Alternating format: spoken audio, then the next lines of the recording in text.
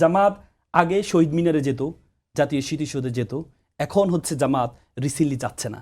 এটা আমি মনে করি এটা ডাহা মিথ্যা কথা। কারণ জামাত মনে করে শহীদদেরকে আমরা শহীদ মিনারে যাই কেন? তাদের প্রতি সম্মান জানিয়ে তাদের আত্মার মাগফিরাত কামনা করার জন্য। জামাত মনে করে যে আপনি কারো মাধ্যমে, আপনি তো যেমন আমরা যারা ইসলামে বিশ্বাসী, আমরা যারা মুসলিম, আমরা মনে করি আমাদের কোনো মাধ্যম প্রয়োজন হয় না, আমরা সরাসরি আল্লাহর কাছে চাইতে পারি।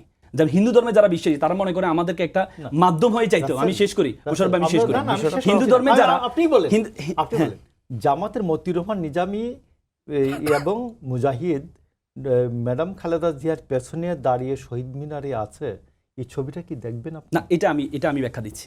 এটা হচ্ছে এটা কি দেখেন, বর্তমান ধর্ম উপদেষ্টা কে?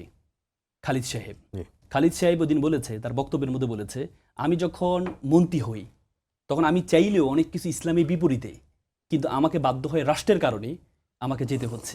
আমাকে রাষ্ট্রের কারণে এমন জায়গা যেতে হচ্ছে যেখানে মদ আছে, কিন্তু আমাকে যেতে হচ্ছে রাষ্ট্রের কারণে। আমি রাষ্ট্রের একটা মন্ত্রী।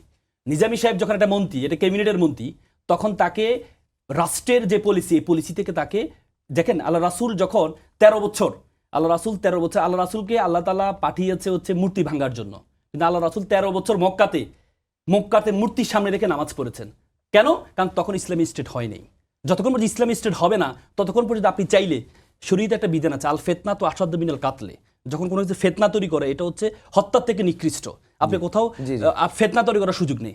জামাত মনে করে আমরা আল্লাহর সাথে সরাসরি কানেকশন আমাদের আছে, আর হিন্দু ধর্ম মনে করে যে আমাদেরকে আমাদের যে তাদের যে গড আছে বা তাদের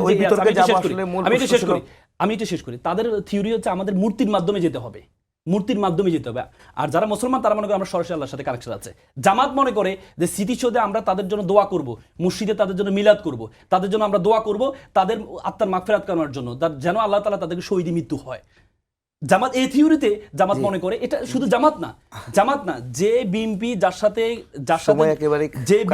সাথে